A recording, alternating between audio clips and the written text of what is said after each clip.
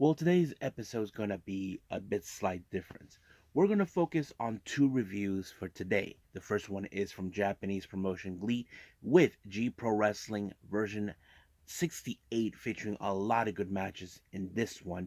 I think everybody's going to be very surprised and, of course, very impressed what kind of matches we're going to be seeing. And, of course, we have AEW Dynamite. We have, of course, two dealer choices match. So we're going to see Teo Leona, chosen by Swerve, to take on Hangman Adam Page in hopes that he doesn't get an opportunity for the AEW World title. And then, of course, we're going to see who is, in fact, the mystery opponent for Swerve. And we got plenty other matches we definitely going to be enjoying as well. Then we move on with some news updates. Majority of them are about the updates on the promotions on their upcoming events, mostly coming from GCW. And then, of course, we had one development. There's still talks about Kazuchika Okada. Where will he be landing? Will it be WWE or AEW? And then after that, as you know, recently on the last episode, I actually did an update on Japanese promotion Ganbare Pro, where they announced that they will be leaving CyberFight to go independent. However, not a lot of information came about from me. Apparently, there's more to what's been going on into this story, and I'm willing to share what's going on with this promotion. Some people are saying that this is not good, this is going to be bad for them, and all this other stuff. So we'll get to all of that. So it'll be kind of both a news update on Ganbare Pro, but at the same time, a bit of a discussion. So let's get ready for another episode of Deleted Wrestle Zone.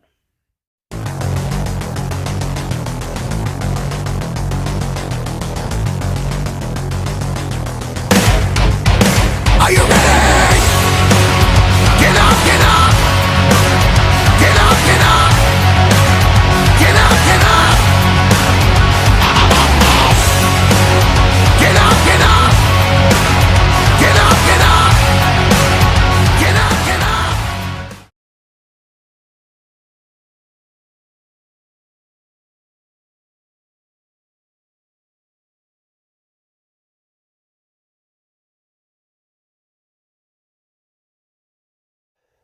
Welcome everybody to Deleted Wrestle Zone, all things that is pro wrestling with AEW, NXT, New Japan Pro Wrestling, TNA, the National Wrestling Alliance, various promotions, wrestlers, matches, and championships. I am your host, Gerard here. So, if you are new to the channel, welcome. This is a channel where we do a lot of pro wrestling reviews from various promotions, not only here in the United States, but also in Japan, Mexico, Canada, Europe, the UK, anywhere in the world where pro wrestling is not as big, but it continues to grow. We also do discussion videos, talk about various topics such as the wrestlers themselves, the promotions, factions, storylines, whatever. We also do more news updates in case if I'm unable to put it on this episode, I can put it on a separate episode by itself. We do the United Sayaka Watch, more news updates, but on alert time and various other cool things as well. So if you like what you see, please subscribe to us. So click on that subscribe button and you'll be getting a lot of daily reviews and other cool stuff on this channel as well. But if you like this episode, please give us a like on the like button or a nice comment in the description down below. Now, we're out of the way. Let's begin with our very first review. This is from the Japanese promotion GLEAT with G Pro Wrestling version 68. Now, don't recall where the venue was, but however, it opened up with members of BGI consisting of Kotaro Suzuki, Black Andromeda, and Esperado Azteca. They take on Michiko Miyagi, Yuya Suzumu, and Soma Watanabe. Now there is no storylines or significance of this thing, but the only storyline we can tell in this particular is BGI are trying to gain more ground to show that they are now the most strongest and most powerful unit within the Glee promotion. So, but however, much of the pain was Michiko since she was the only female in this match. I mean, she's able to withstand against male wrestlers, but unfortunately, she ended up in a split leg moonsault by Black Andromeda to pick up the win. Next up, we have a singles action. We have Itsuke Onisuka from the Yans family taking on Jun Tonsho. I thought this was a pretty good match. Now, Onizuka, from the first time I ever met him, he seems like a little bit more like, yeah, he thinks he's all that, that he's tough and all that, but he's shown his true toughness ever since joining the Yans family, and I thought it was pretty good. However, the way he picked up this win was amazing. He actually pulled a very strong spear onto Tonsho, and it was over right from there. The next up, we have the Yans family. Now, those who don't know this, recently, if you guys know this guy Tomoaki Hamna from GHB, from Great Bash Heel, he actually is now a member of the Yans family. He teams up with the leader Takahori Ito. So they basically made him a member, but he's not a full time member of the roster. But he's enjoying his time with the Yans family. I thought it was pretty interesting. I mean, he does seem like he fits perfectly with the Yaz family, but their opponents they have to deal with is JD Lee and Tetsuya Izushi. I thought it was pretty good. Um, Not to mention, to see the teamwork between Ito and Hamna was very interesting, teaming up for the first time. But in the end of this match, it was a German suplex by Takanori Ito onto JD Lee that allowed the Yans family to pick up a very impressive win. Now, our next match, we have a very interesting tag team match. We have the Quiet Storm and Galeno del Mar from Bulk Orchestra taking on the members of BGI, Action Jackson, and Hartley Jackson. Now, this is the most interesting part that happened before the match even began. Quiet Storm was calling out Jackson. So it was like, come on, Jackson, come on. And Action Jackson said, which one? I'm like thinking he does have a valid point. I mean, we have two Jacksons in the same team. I mean, Action and and Harley Jackson. So, but he was aiming for Hartley Jackson. That was the whole thing. So he could have said Hartley instead because it, they are not family related. In case anybody asks, Hartley or Action, they're not family related, even though they have the same last name. But nonetheless, this match was more of a powerhouse type or hoss fight, as you call it. But nonetheless, it was very powerful.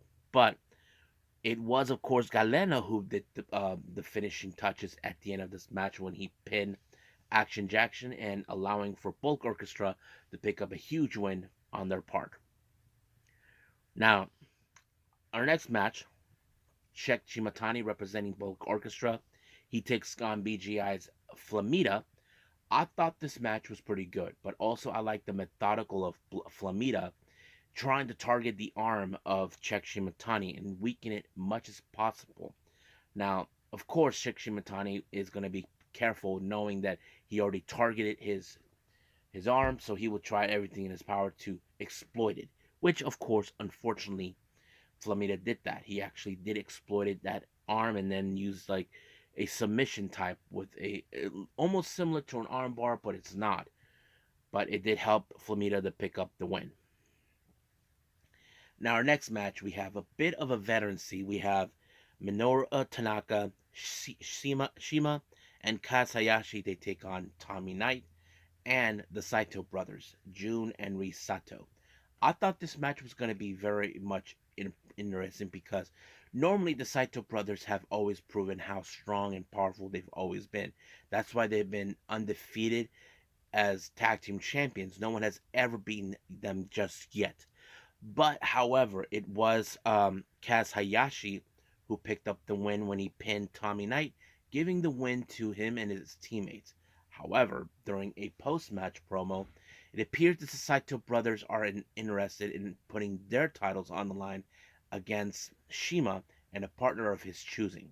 So the partner that he chose is Kaz Hayashi because there were rumors circulating that Kaz Hayashi will be retiring soon, but I'm sure this is a good moment for Hayashi to hopefully retire with a championship in his grasp. I think it's going to be interesting to see where that goes. So they gladly accept. So we will see Kaz Hayashi and Shima proceed for the tag belts.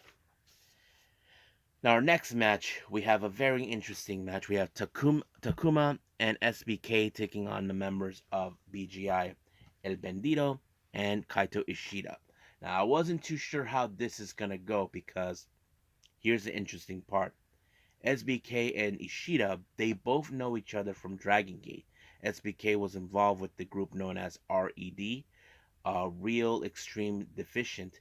They kicked out Ishida because he supported Eita. And I don't know how Ishida would feel about seeing him again after what happened. Now, keep in mind, SBK was terminated from Dragon Gate due to some situation that took place. But however, I have to say Takuma and SBK were very impressive in this match. Now, some of you may not have heard of these guys. They are been mostly recently had them been wrestling in Mexico, and I thought it was pretty interesting. But in the end, it was of course SBK who pinned El Bandito and picked up the win. I thought not bad. But they put out a promo. I have no idea what they were talking about, but I'm sure that they're going to make a name for themselves in GLEAT. Now, our next match, we have a bit of the old rivalry between Strong Hearts and Black Orchestra. Representing Strong Hearts, we have Takahiro Yamamura, El Lindemann, and T Hawk taking on Bulk Orchestra's Kaz Sakimoto, Ruchi Kawakami, and of course our current G-Rex champion Hayato Tamura. Now, of course, don't forget T-Hawk was the previous champion before losing the belt to Tamura. So there will be some interesting moments on that. But however, in the end of this match, Tamura has showed how strong he has become, and he took out Yamamura with a big lariat, giving them the win. So pretty much that was pretty much it how it ended. As you know, Bulk Orchestra are now trying to go back on the top. But they also post out a promo. I have no clue what they said, but we'll see what happens in the future. We know there's going to be another GLEAT show coming up soon. Um, I'll do the review on that one as well. That'll be a top priority. But right now, I think we're done with this one. Let's move on with our next one, AEW Dynamite.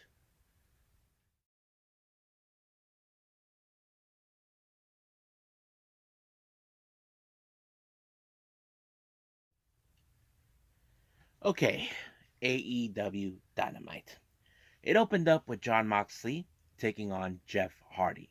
Now, before the match ever started, we did see the guys from CMLL, more specifically Mystico, Mascara Dorado, Volador Jr., and I forgot the other guy's name, but I have seen him before anyway. They were there. Now, the match, you probably would think this is going to be a brutal match due to the fact that we know Jeff Hardy has dealt with brutality in his entire career. I mean, who could forget about his match with The Undertaker, where Undertaker beat him, but he was still standing up.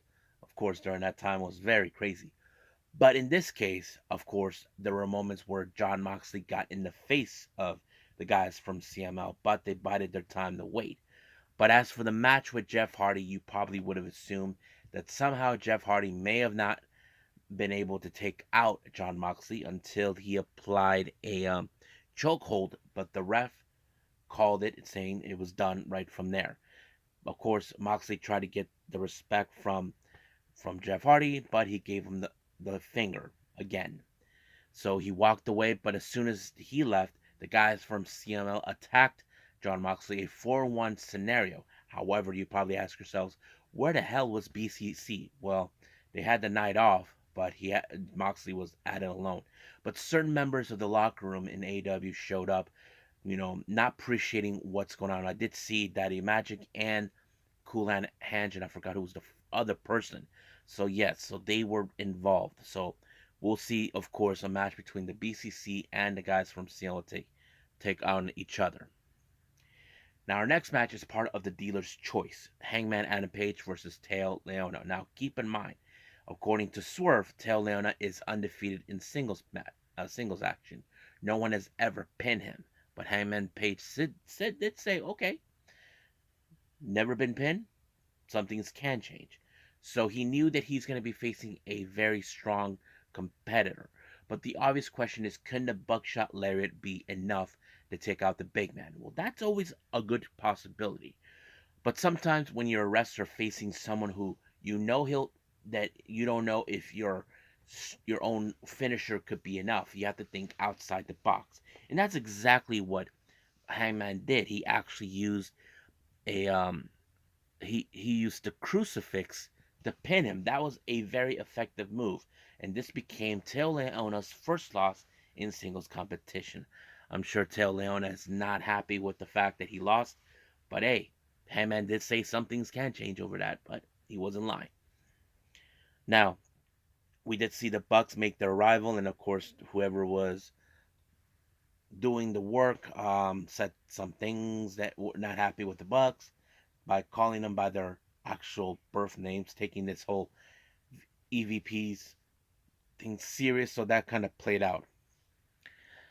Now, our next match, we have Warlow versus Commander. Now, you probably ask yourselves why they're after Commander. If you guys remember clearly, Commander was unsuccessful in obtaining the international title from Orange Cassidy. So this is more like they send Warlow to send a message loud and clear, and that's exactly what Warlow did with he powerbomb Symphony Commander, picking up the win. However, they decided to beat down more Commander.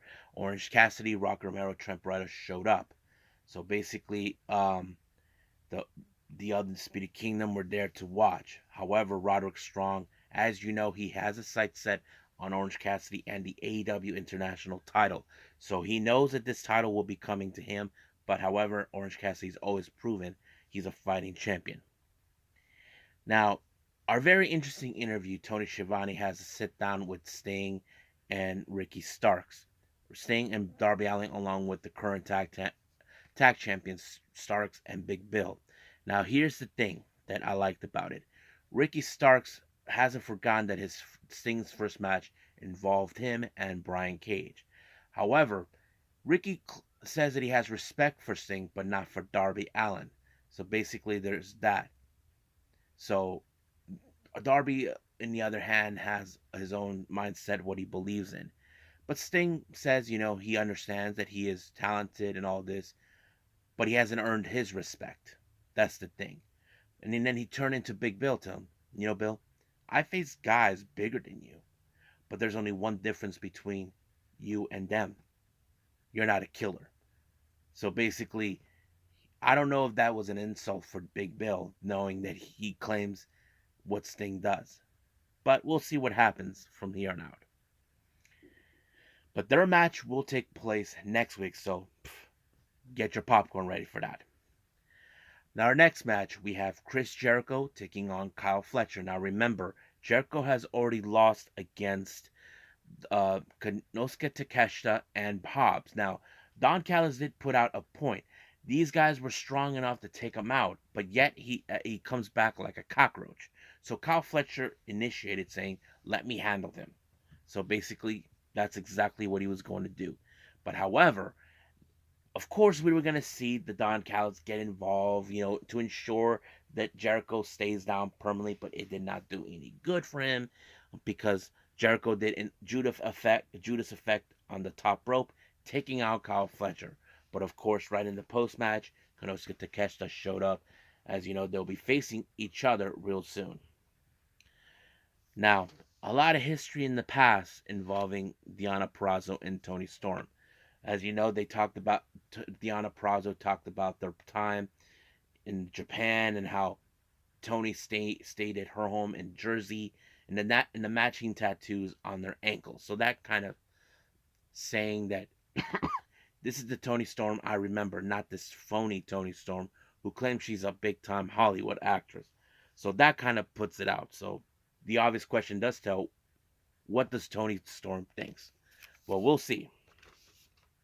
Now, we did see a bit of a promo with the Bang Bang Scissor Gang, the Acclaim, Daddy Ass, and the BC, and of course the Bullet Club Gold. They seem like they've been having fun. They even brought the cardboards with them, Juice and Cardboard J. So that sort of played out pretty well. So I think we're going to see a real fun thing with this Bang Bang Scissor Gang. Now, before our next match, we do see Toni Storm making her way to the commentary table to observe the match between Deonna Purrazzo and Taya Valkyrie. Now, Tail Valkyrie, as you know, did not like the idea how Deonna Purrazzo somehow got in front of the line that she had no right to be involved in, which of course pissed her off. But however, Tony Storm is not willing to talk more about her past. She's more paying attention to what Deonna Purrazzo was going to do. But however, this is what happened. Uh, Deonna Purrazzo put her in a submission move that gave a huge chill into Tony Storm's spine. So she was speechless for what she saw. So basically, could this mean that whatever submission Deonna Purrazzo has in her arsenal would be effective for her to tap out? That's the thing that she should be worried about. Of course, Tony Storm did state that she always been jealous of her technical aspect, but she did say that she'll show her what technical wrestling is all about. So we don't see that much of technical with Tony Storm, but we'll see what that leads us to. Now, Renee Paquette did an interview with Darby Allin and all this, but however, he was interrupted by the Bucks, who, in fact, saying that you never received any of their phone calls and all this other stuff. I don't know what's going on. So they're trying to throw in a bit of the administration in front of Darby. So I wouldn't be surprised that if the Bucks are the last team that would face Sting and Darby Allin in Revolution. So that is something we definitely going to be expecting some point. Now, before our main event, just Samoa Joe makes his way to the commentary section. So, we see this match. It was between Swerve Strickland and the mystery opponent, and it turned out to be Rob Van Dam. So it was exactly like we thought, because the clue was right there for us. The whole effing show. That is something we have known about RVD. And that's exactly, but this match turned into a hardcore match. Now, for the note, Nana was not present because, as you guys remember, he got put through the table thanks to the Bang Bang Scissor Gang. So basically, we saw this is going to be a brutal match in every way possible. And not to mention, Brian Cage showed up, tried to give Swerve the win, and then Hook showed up, and just like that, they were beating the crap out of each other. But in the end, it was, of course, the Swerve stomp that gave them the decisive victory. However, while Swerve has his sights set on Samoa Joe, Hangman Adam Page shows up. So he had some words, but of course, Swerve is had it to hear with Hangman. He knows he beat him twice, so he knows now that he has to stop. This has to end. So he swore to him that this next match will be the last, because he said once he's done with him, he will focus on the AEW World Title. So practically, we'll see about that. So we'll see who takes up the lead. This becomes a number one contendership. So I think that's pretty much it right now with AEW. So let's move on with our next thing, news updates.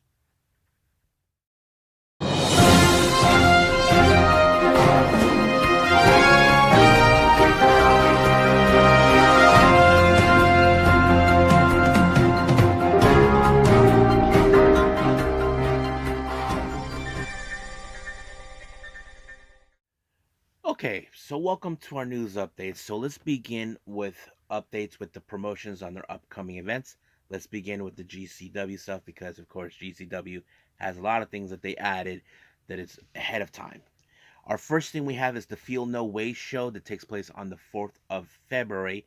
We have Los Desperados. They'll be facing off against Rina Yamashita and Los Macizos. And then a few days later, we have the Touch the Sky event. Jacob and Zila Fatu will face Los Macizos. That's going to be one interesting match. I can guarantee you on that one.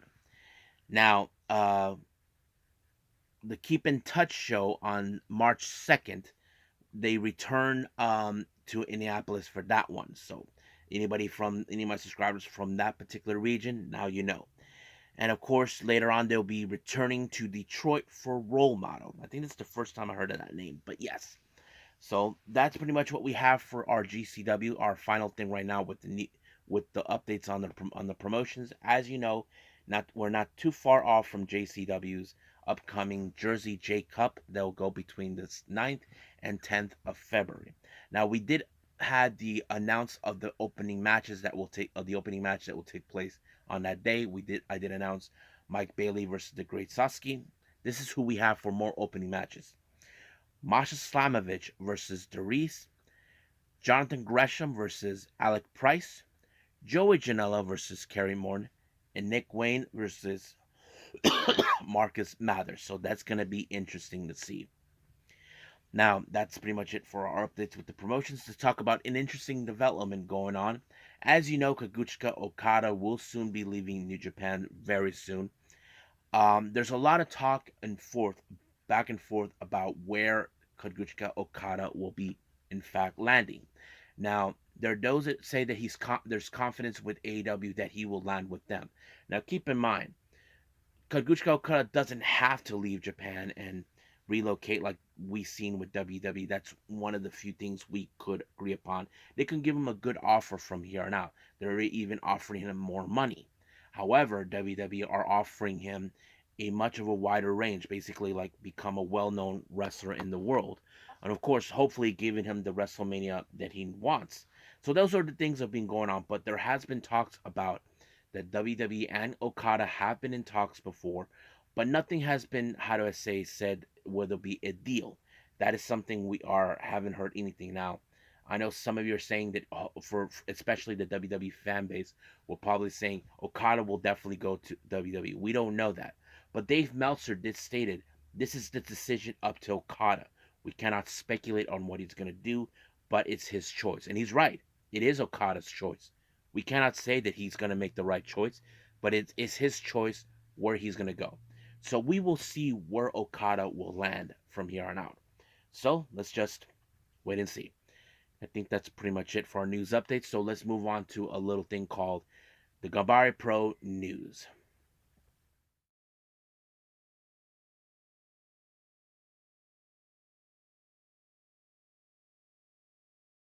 Okay, so as you all know, recently on the last episode, I talked about Ganbare Pro made their announcement that they will be now going independent, stepping away from CyberFight, the parent company that owns them. Now, those who are unfamiliarized with Ganbare Pro, let me give you a bit of their history. Ganbare Pro is a promotion based out of Japan. They normally would recruit wrestlers who are freelancers mostly. These are wrestlers that are not exclusively contracted with any promotion. They just move from different promotions, either if it's big promotions or smaller promotions. Of course, they do have intergender matches where guys and girls face off one another. They had some successful events, such as being in Corkin Hall, and then of course Ottawa Gymnasium, Ottawa Gymnasium. That's one of their biggest shows they did over there for the past 2 years. Um, of course, they even started the Gambara Yoshi, where they're going to feature only Yoshi wrestlers and all that. Now, many of you may ask, J Rod, how can I actually watch these shows if I've never heard of them? Well, if you're interested, they do have their own website, I mean, their own YouTube channel. So if you guys go on YouTube now, keep an eye on the logo. You may have seen it before I started this part of the video. The logo's right there. You get to click it. Now, they may not have the entirety of their shows because uh, much of their shows they do it in places like the Isasha Green Hall, the Basement Moon Star, but nonetheless, that's where it is. But many of their shows are mostly been displayed on, been broadcast on the Wrestle Universe. So basically, that's what it is. Now, when news came around about Gambare Pro going independent, many wrestlers were finding out sooner about this. But this is what is going on. I know I have this one from Riara. Well, three wrestlers announced that they are leaving the promotion and they're going freelance. And one of it's Shota, Riara, and of course Yoshiko Hasegawa. Now, this is what Riara mentioned. This is what she posted out. Riara decided to graduate it from Ganbare Pro.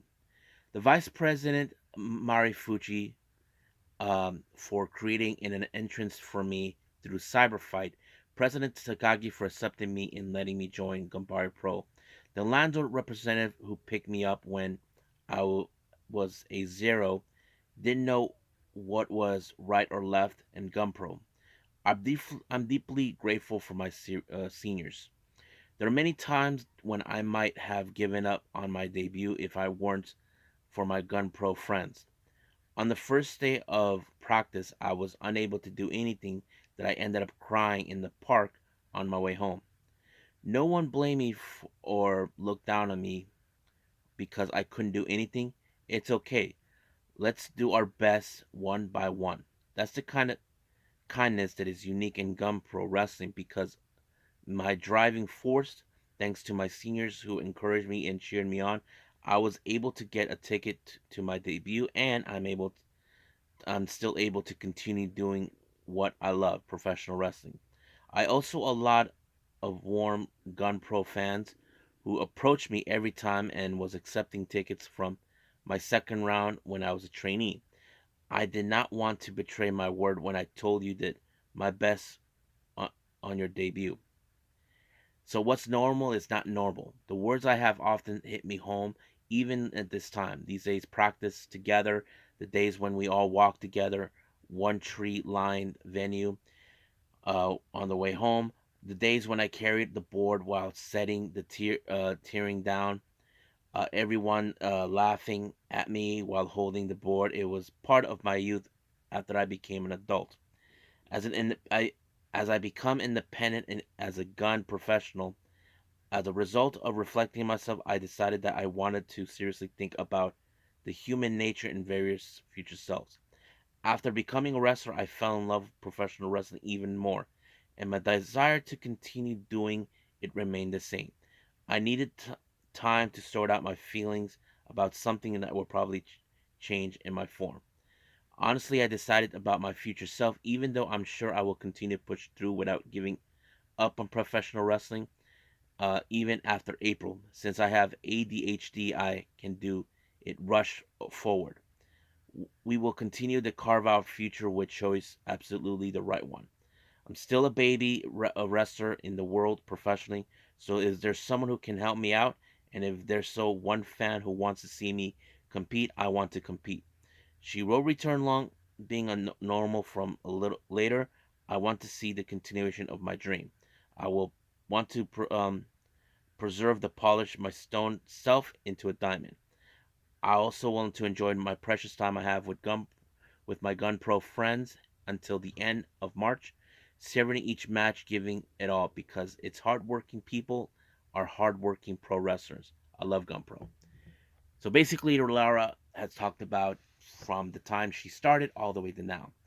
So I know it's not an easy thing, but however, she feels like whatever direction is going on with GunPro, I'm sure she will grow easily. I'm sure many of her fans would love to see her somewhere. I wouldn't be surprised where she ends up, or if she decides to make appearances. Even Yoshiko Hasegawa even posted out some things. This is what she had to say when this came around. This time, Yoshiko Hasegawa will retire from professional wrestling at the end of March. I made this decision out of desire to reconsider my current situation in the direction of independence. It's a long sentence. Let me talk about it how I feel right now. Gambari, it was a priceless time for me to be able to do pro wrestling member. What really changed my feelings about pro wrestling was Gangjo, released on April 1st, 2023. Gunpro has always been dependable seniors, and I don't have always been spoiled. It's only good thing able to pro wrestling. However, there's are some things about age. I want to get married too. Injury situations occurred on my own pace. I'm starting to feel embarrassed by this idea. I can't be stronger than a person who made excuses. I think the humbleness of self victory told it was. Performing in Gunpro, Gunjo, participating in other organizations, and Garshan's and other hiccups to the decision. It wasn't easy decision, but I want to think about the direction going forward. So I don't want to have to worry about about this choice without spoiling myself. As of April forward, non-performance offers that are confirmed until it becomes clear, as are a great fear, but I think they can't accept them. However, you can also ask from now on. I have answered them to this point. I'm working hard to report as soon as possible. So basically, from what she's saying, that she would rather. Thing is, things have been changing with Ganbare Pro. It started with Gangjo, which is of course obviously was saying. Um, there's no shame of that for her, for her making this choice. I'm sure that she felt more happier with Gunpro how it was, but now things have changed. Even Oka talked about this when he talked to Wrestling Today. He says, if we do it, we will ultimately surpass DDT. This is our way of repaying uh, Shinjiro Tagagi. So basically, um, they owed a lot to Shinjiro Tagagi, who has put them on, on discussion. Now, Arukaze, who is one of the Yoshi wrestlers involved in Gun Pro, also left a statement about this, talking about that she's going to stay with the promotion. She doesn't know what the future will be like now that they'll be independent. Even Yuri said the same thing too. So there's a lot of things. Unagi even talked about Ganbare Pro on a tweet, saying that now that they'll be entering their version of the Gion period, she said that she's willing to teach them about that. I don't know if she knows what she can teach them, despite that she's a single wrestler. So I don't know. But yes, but Tagagi actually, but Shinjiro Tagagi actually talked about this. He's saying that the Gun Pro will he wants GunPro on the Wrestle Universe. Furthermore, he said he'll be making more announcements regarding of what's been happening. Some people are talking about that Ganbare Pro are going to enter in the same similar situation with Pro Wrestling Bizarro. Now, if you guys aren't familiarized with the promotion, that promotion used to be part of the Cyber Agent banner, which later became the CyberFight. Um, that promotion, it's all about hardcore and death matches. But they haven't done any of those matches since they were part of the umbrella. But now that they step forward, now some people are saying they're having a hard time looking for content about them. I mean, it makes perfect sense. I haven't heard anything about them. So they're worried that Ganbare Pro will enter in that same kind of state. But however, they say they want to establish their own company on this one. I don't know. But here's the wrestlers that announced that will stay with Ganbare Pro from here on out. Of course, Ken Oka, who's the founder, Yumehiro Inamari, Kosuke Ishii, Tominaga, Wadaze, Nakamura, Arukaze, Manase Yuri, and Sakurai. Of course, we have this guy named Mishamnami, who is a staff member of the promotion. He'll be staying too. So basically, we have wrestlers that will stay, but others will be leaving. So I don't know exactly if this is a good thing or a bad thing towards Ganbare Pro thing. I mean, look, I'm not gonna say Ganbare Pro is one of the best promotions in Japan, but I can say that they do have the best talent, some really good shows to enjoy. I love what they do in these things. I mean, these guys were a smaller company that were able to grow by, not relying on the freelancers, but allowing wrestlers who are freelancers to appear, to make their mark into the promotion, which is good, you know.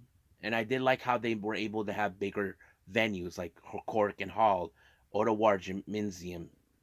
But the real question does tell, now that they're stepping into this, uh, now that they're, Yuri did stated this to me, stated this to what I read.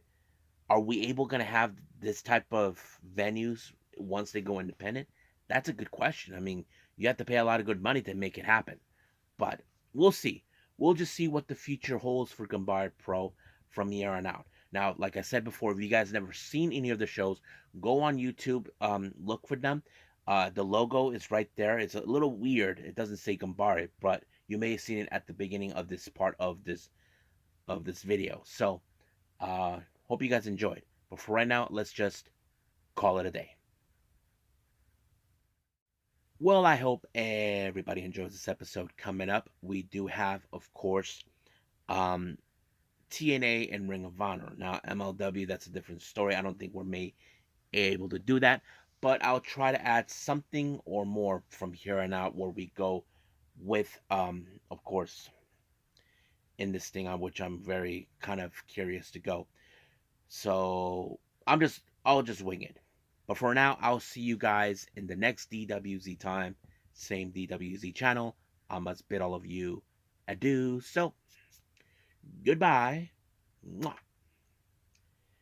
and have a nice day. Bang.